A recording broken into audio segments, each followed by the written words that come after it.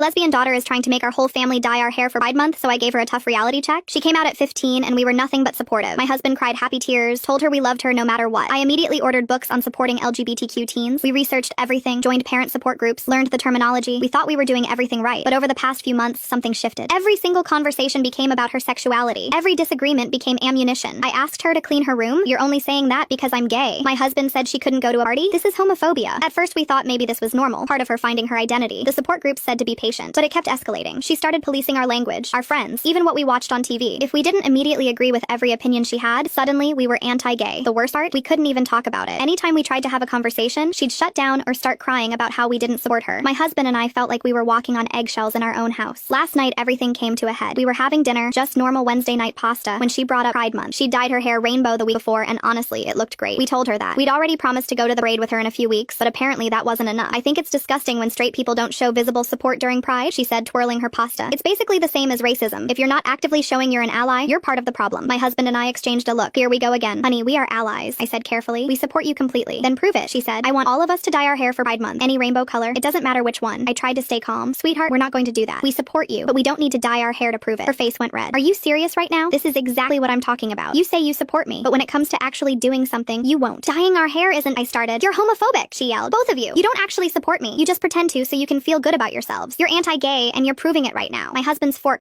clattered onto his plate. Stop. The whole room went silent. I'd never heard him use that tone before. Even I jumped. Our daughter's mouth snapped shut, but her eyes were still blazing with anger. Sit down, my husband said quietly, and listen to me. She sat, arms crossed, glaring at him. You want to talk about privilege? She said, pulling out his phone. Let me show you something. I don't want to, she started. No, you're going to watch this and you're going to think about what real homophobia looks like. He pulled up a video. The first one showed gay people in the Middle East talking about living in hiding, about the constant fear. Then another from Eastern Europe where a pride parade got attacked. Then footage I couldn't even watch all the way through, showing what happens to LGBTQ people in countries where it's illegal. Our daughter's face changed. The anger drained away, replaced by something else. Horror, maybe, or shame. That's real homophobia, my husband said. That's what actual discrimination looks like. You live in a country where you can dye your hair rainbow and wear pride shirts and call your parents bigots over dinner. Do you understand how incredibly lucky you are? Dad, I'm not finished. His voice was shaking now. We love you. We have loved you since the day you were born and we will love you until the day we die. We have spent months learning how to support you better. We read books, we went to groups, we changed the way we talk and think because we want you to feel safe and loved. Tears were rolling down his cheeks now. But you don't get to weaponize your sexuality. You don't get to scream homophobia every time someone disagrees with you. There are gay kids your age who are being thrown out of their homes, beaten, killed, and you're calling us bigots because we won't dye our hair? Our daughter was crying now too. I just wanted you to show that you care. We do care, I said. But showing we care doesn't mean doing everything you demand. That's not how love works. She stood up from the table without another word and went upstairs. We heard her door close. That was 3 hours ago. The house has been completely silent since then. I can see light under her door, but she hasn't come out. My husband is sitting on the couch staring at nothing. I think we both feel like we failed somehow. Even though I know what he said needed to be said, I just don't know what happens next.